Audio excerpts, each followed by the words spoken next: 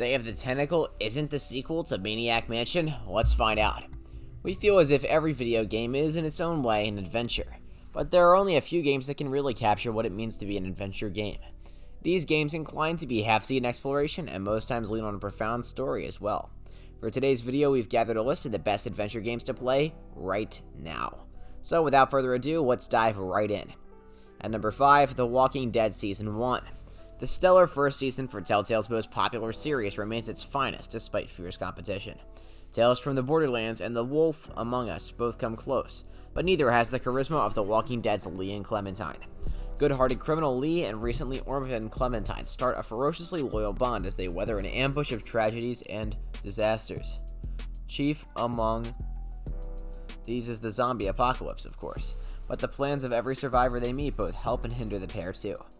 Telltale's ability to convince the player they are in charge of the story, despite the whole thing being a smoke and mirrors act, is what makes the scenes play out differently. Certain characters can survive longer, and Lee can behave like a total jerk. The main plot plows on, but it can feel madly different depending on who's directing it. For the shocking end of Episode 4 alone, it's a modern classic and a point-and-click game. At number 4, Grim Fandango.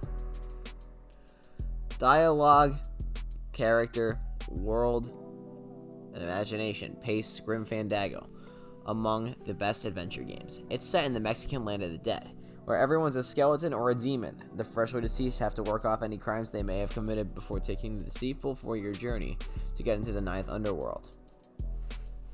It's a very cleverly realized world with film noir influences and a big blob of crime and corruption. The game starts some of the supreme characters ever written, including protagonist Manny Calavera, who must try to save Mercedes Colomar, the woman he thinks he wronged.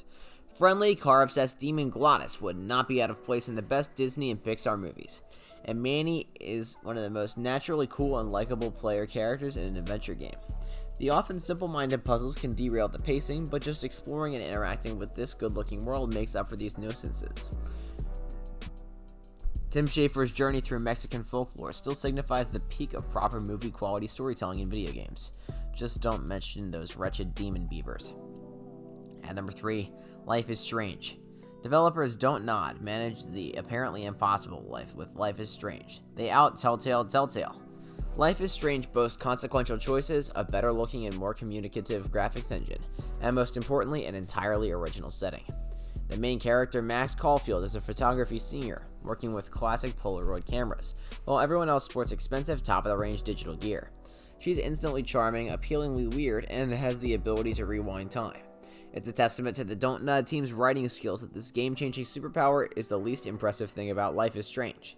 Max's relationship with former best friend Chloe, and how they reconnect after Max ran out of that life, is the heart of the story that puts the game in the hallowed company of the best adventure games on PC.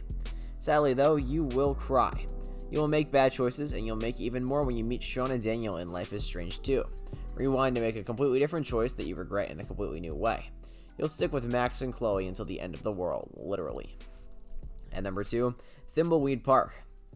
While Day of the Tentacle is the official sequel to Maniac Mansion, Thimbleweed Park, from adventure veterans Ron Gilbert and Gary Winnick, feels like the genuine sequel. One where you get to explore the mansion, but also the surrounding area and local town.